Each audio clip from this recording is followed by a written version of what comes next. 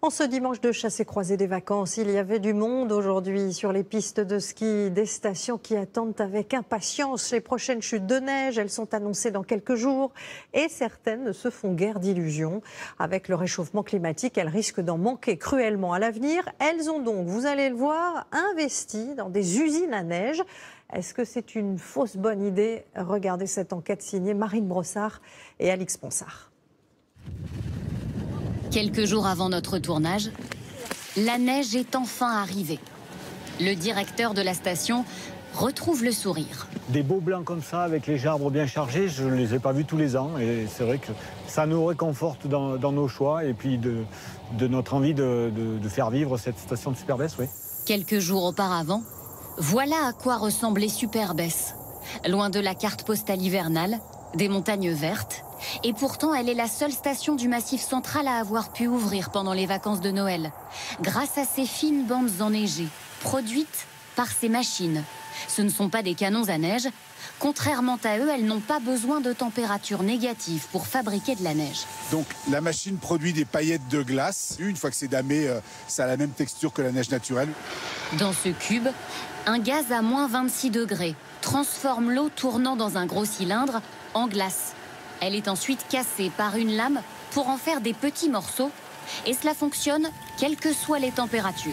Est-ce que ça a du sens aujourd'hui? Alors on le fait dans des températures raisonnables, plus 10, plus 15, parce que sinon ça fond trop et ça n'a pas de sens. On ne prétend pas enneiger toute la montagne, mais des points stratégiques, oui, avec le changement climatique, le froid qui devient de plus en plus rare et la neige qui tombe de plus en plus tardivement, ça permet de garantir l'ouverture de la saison. La station a acheté 10 machines comme celle-ci. L'installation pour essayer de la terminer le plus rapidement possible. Comme un congélateur, pour faire du froid, les machines à neige génèrent aussi de la chaleur. Ça fonctionne un peu comme une pompe à chaleur. On envoie un peu d'énergie et on en récupère plus. Ça veut dire que le rendement, il est un peu plus de 2, d'où l'intérêt de récupérer cette chaleur qui serait perdue sinon. D'ici quelques mois, ces tuyaux raccorderont ce garage à dameuse à une unité de production de neige située à quelques mètres. D'ici 2 ans, 4 bâtiments dans la station seront ainsi chauffés. Seuls 10% de la chaleur produite par l'ensemble des machines sera récupérée, mais Vincent Gatignol espère ainsi économiser 15 000 € sur ses factures de chauffage. Un forfait journée, s'il vous plaît.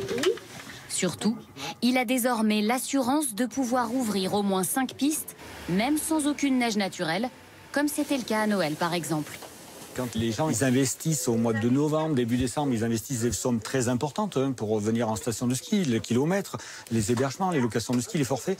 Ils ne veulent pas se planter, ils veulent avoir des certitudes. On est capable de leur donner ces certitudes. Si nous n'avions pas eu nos unités de production, on aurait fait comme les voisins, que ce soit le Mont-d'Or ou le Luran, on aurait fermé nos pistes et mes 140 employés seraient tous au chômage partiel. En plus des salariés de la station, 1900 emplois dépendent du ski. Alors cette neige artificielle, si elle inquiète les écologistes, rassure les commerçants. C'est quand même une sécurité pour nous d'avoir de la neige tout le temps.